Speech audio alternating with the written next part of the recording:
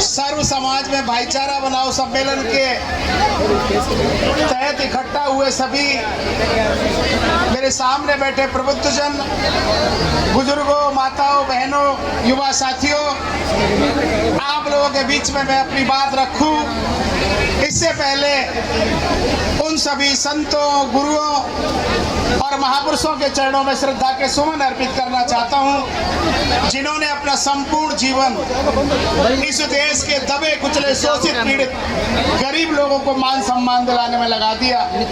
साथ ही साथ परम पूजनीय बाबा साहेब डॉक्टर अंबेडकर और बहुजन समाज पार्टी के संस्थापक माननीय श्री काशीराम साहब के चरणों में भी श्रद्धा के सुमन अर्पित करना चाहता हूं। बहुजन समाज पार्टी की राष्ट्रीय अध्यक्षा हमारी प्यारी बहना चार बार उत्तर प्रदेश जैसे बड़े प्रदेश की मुख्यमंत्री रही, आदरणीय बहन कुमारी मायावती जी की रीति और नीतियों को आगे बढ़ाते हुए आज मंच पर मेरे साथ विशेष रूप से इस कार्यक्रम में चीफ गेस्ट हमारे प्रदेश के प्रभारी सम्मानित प्रेम बारूपाल जी, हमारे प्रदेश के सचिव सम्मानित सज्जन लाल जी, हमारे जिले के प्रभारी जोन कोऑर्डिनेटर बलवीर सिंह काला जी, हमारे जिले के अध्यक्ष सम्मानित सुभाष जी मारिक सर, हमारे दोनों प्रभारी सम्मानित दारा सिंह जी, मक्खन सैनी जी, हमारे जिले के उपाध्यक्ष महेंद्र चाहर जी, हमारे जिले के महासचिव संजय शास्त्री जी, सावरवल मीणा जी और मंच पर विराजी हुई हमारी एक महिला नेता कोमल जी, सामने बैठे सभी जिम्मेदार साथियों और विशेष रूप से आज के इस कार्यक्रम के आयोजक भाई मनोज घुमरिया जी, आप सभी को मेरा जय भीम।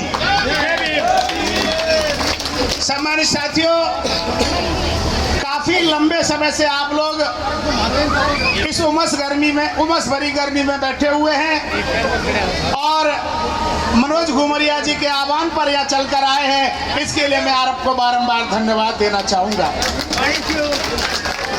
साथियों, अभी मुझसे पहले एक साथी ने एक शायर का एक शेर पढ़ा, हो गई है पीर परवसी अब तो पिघलनी चाहिए।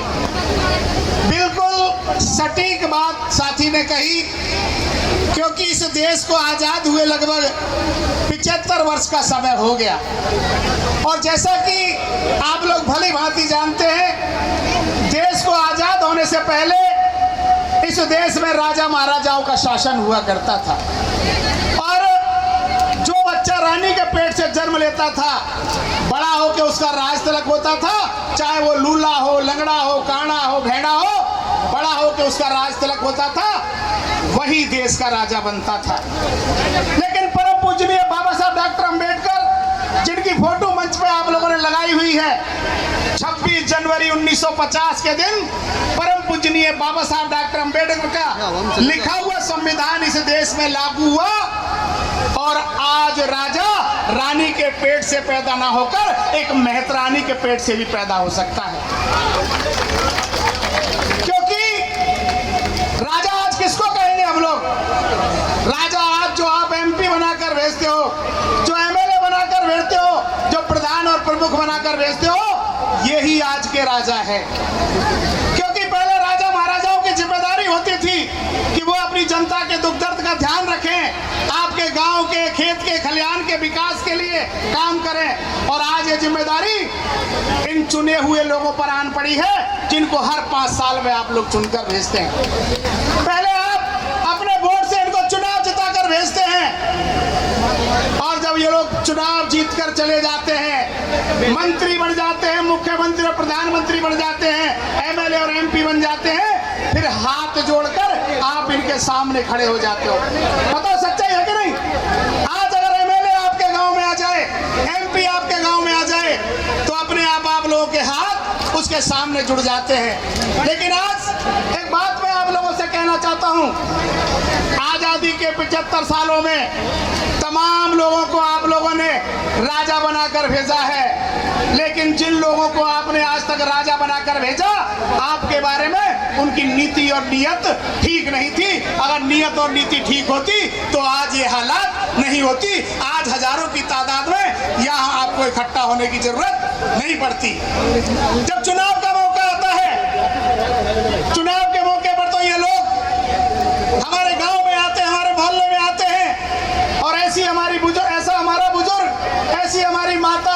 जो महीनों से नहाई नहीं है, कपड़े भी मैले कुचेले हैं, चाहे चारपाई में बीमारी में पड़ी हुई है, तो उसके पैरों में भी सर रख देते हैं कि बाबा मुझे आशीर्वाद दे दे जिससे मैं चुनाव में जीत जाऊं।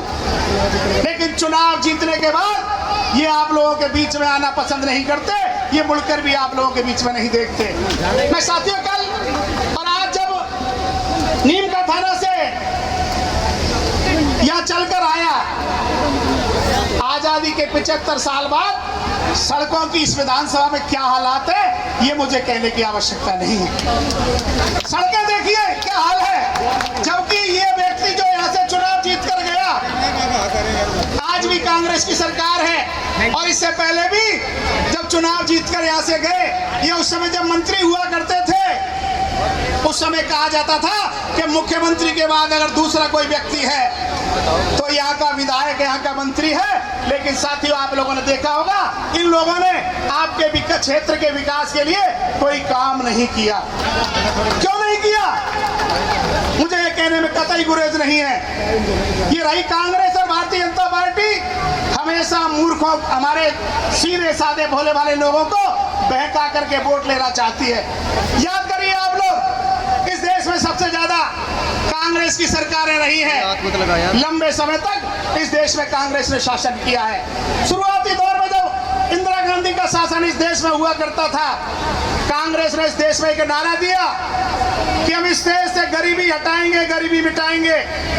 देश के तमाम गरीब लोगों ने गरीबी हटाने और मिटाने के नाम पे वोट दिया, लेकिन गरीबी हटी नहीं, गरीबी लगातार बढ़ रही है।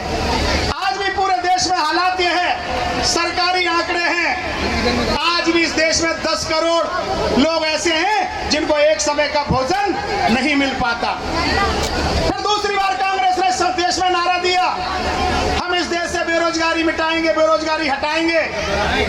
तमाम गरीब नौजवानों ने, युवाओं ने, लोगों ने कांग्रेस को यह सोचकर वोट दिया कि देश से गरीबी हटेगी और मिटेगी, लेकिन बेरोजगारी हटेगी। लेकिन क्या बेरोजगारी मिटी? बड़े शर्म की बात है, देश की आजादी के 75 साल बाद भी आज हमारा युवा MA, BA, BTech के हुआ हमारा नौजवान, 10वीं 12वीं पास हमारा नौजवान सुबह सुबह चौखुंटी पर, चौरायों पर सब्जी रोटी का बैग लेके, थैला लेके हाथ में मिल जाएगा कि ले चलो मुझे कोई 400 रुपए में, ले चलो कोई मुझे 500 रुपए में। लेकिन कांग्रेस की सरकारें हम लोगों ने लंबे समय तक इस देश में बनाई। रही भारतीय जनता पार्टी की बात, तो भारतीय जनता पार्टी भी कम नहीं है। भारतीय जनता पार्टी के बारे में तो पहले ही कहा जाता है कि भारतीय जनता पार्टी पूंजीपति और उद्योगपतियों की पार्टी है, और ये साबित भी हुआ है, क्योंकि आज तक हालात ये हैं, इस देश की जो आकू धन संपदा है, कल कारखाने, फैक्ट्रियां हैं, चंद मुट्ठी भर लोगों के हाथ में है। आज अगर पूंजीपति लोग हैं, उनकी संपत्ति एक तरफ कर ली जाए और इस देश की जो 90% जनता है उसकी संपत्ति एक तरफ रख दी जाए, तो 10% लोगों की संपत्ति ज्यादा निकलेगी और 90% लोगों की संपत्ति कम निकलेगी। आज भी हमारा वोट, मैं आज कहना चाहता हूं, ये सरकारें समझ चुकी हैं।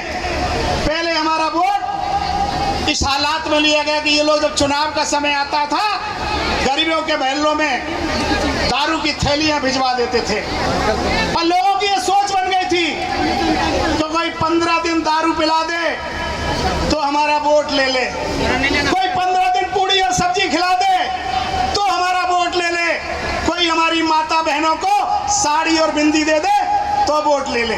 बताओ सच्चाई है कि नहीं? लेकिन आज वोट लेने का तरीका बदल गया है, लालच जरूर दिया जा रहा है। याद करिए 2014 में जिस प्रकार से आप लोगों ने देखा होगा भारतीय जनता पार्टी का पदारोपण हुआ, और माननीय मोदी जी जो आज देश के प्रधानमंत्री हैं, इन्होंने भी भोली भाली जनता को मूर्ख बनाने का काम किया। महंगाई हटाएंगे, बेरोजगारी मिटाएंगे, 2 करोड़ युवाओं को रोजगार प्रति वर्ष देंगे। हालात क्या हैं? 2 करोड़ प्रति वर्ष के हिसाब से 9 साल में 18 करोड़ युवाओं को नौकरियां मिलनी चाहिए, लेकिन उल्टे 10 करोड़ नौकरियां इस बीजेपी की सरकार ने छीनने का काम किया है। हमारे लोगों को, भोले भाले लोगों को मूर्ख बनाया जाता है। फ्री चीजें देकर हमारा वोट लेने का काम किया जा रहा है। मोदी जी सत्ता में आने के लिए, हमारी माता बहनें यहाँ बैठी है, एक उज्ज्वला योजना मोदी जी ने लागू की, माता बहनों को फ्री में सिलेंडर और गैस दिए।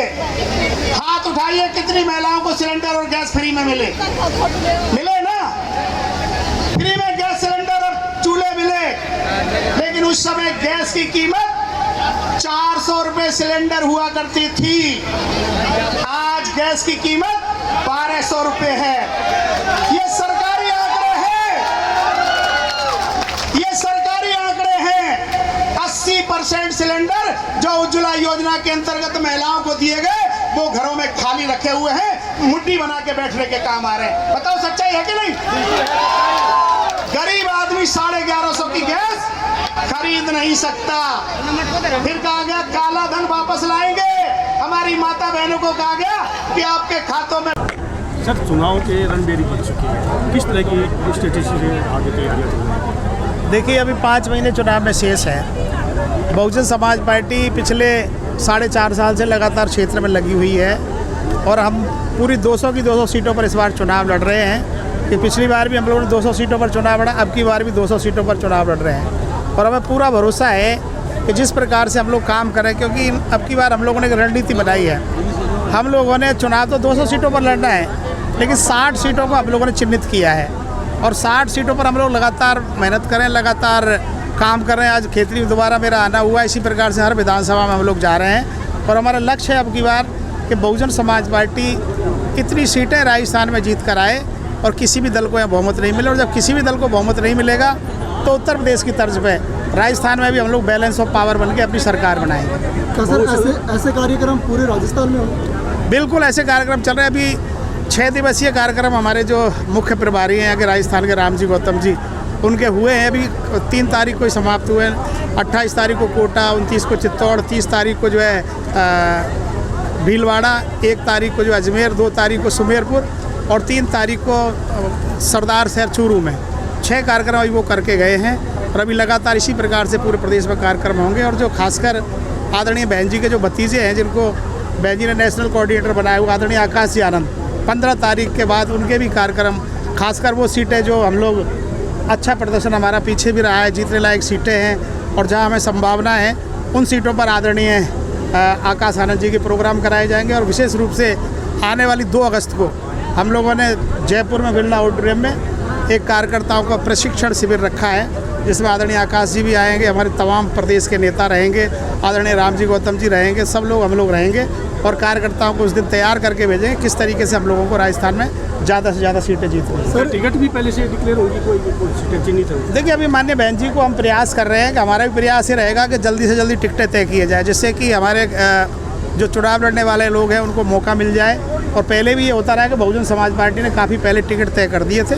अब की बार भी हम लोगों का ये प्रयास रहेगा कि कुछ सीटें जो अच्छी स्थिति की सीटें हैं, उन सीटों को हम लोग पहले तय कर दें। और माननीय बहन जी से इस बारे में हम लोगों ने चर्चा भी की और जल्दी हो सकता है कि हमें समय मिल जाएगा और जो लोग हैं, जिम्मेदार लोग जो अच्छी प्रदर्शन कर सकते हैं, उन लोगों को बहन जी से मिलवाया जाएगा। सर, 3 दिन के अल्प समय में जिस प्रकार से कार्यक्रम आयोजित हुआ है, जन से लाभ उमड़ के आया है, खेतड़ी की जनता के बीच एक पेचीदगी है टिकट को लेकर। देखिए, ऐसा है, ये तो आज चुनाव का दौर है, हर पार्टी अपनी तैयारियों में लगी हुई है, तमाम जगह बड़े बड़े कार्यकर्ता सम्मेलन हो रहे हैं। कांग्रेस ने भी तय किया है कोई वो लगातार अपने राहत शिविर जो लगा रही, महंगाई राहत शिविर, उनके माध्यम से एक तरीके से उनका चुनाव कैंपेनिंग ही है।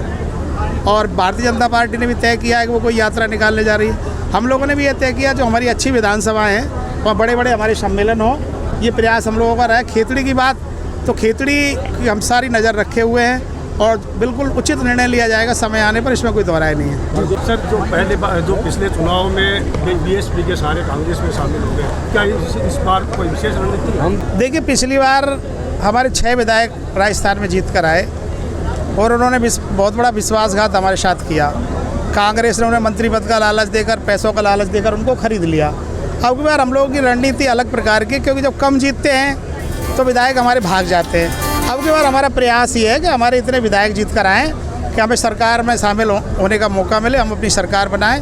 तो ज़्यादा से ज़्यादा विधायक जीतना हमारा लक्ष्य है, यही तरीका है। नहीं तो कमज़ोर को हर एक कोई तोड़ने का प्रयास करता है। आप लोगों ने देखा होगा, अभी अभी हाल जिस प्रकार से महाराष्ट्र में 3 बार हो चुका है, वहाँ जो है शिवसेना की सरकार थी, फिर जो है शिवसेना से शिंदे अलग हो गए, 40 विधायकों को लेकर वो मुख्यमंत्री बन गए।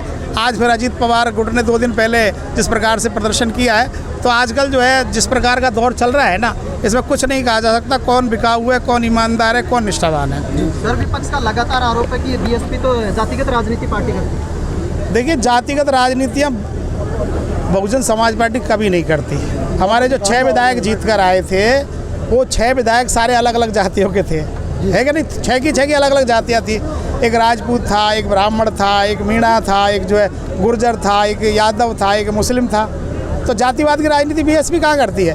और उत्तर प्रदेश में भी जब हमारी सरकार रही, स्पष्ट बहुमत की सरकार रही 2007 से 12 तक, तो सर्व समाज के लोग, ब्राह्मण समाज, राजपूत समाज, गुर्जर समाज, जो भी जातियाँ थी, सबको पूरा मौका दिया गया, सबको मंत्री बनाया गया, सबको निगमों में और चेयरमैन बनाया गया। तो ऐसा कुछ भी नहीं, केवल कांग्रेस और बीजेपी लोगों को भ्रमित करने के लिए कि बहुजन समाज पार्टी के साथ लोग नहीं जुड़ सकें, इसलिए इस प्रकार की अफवाहें फैलाती है।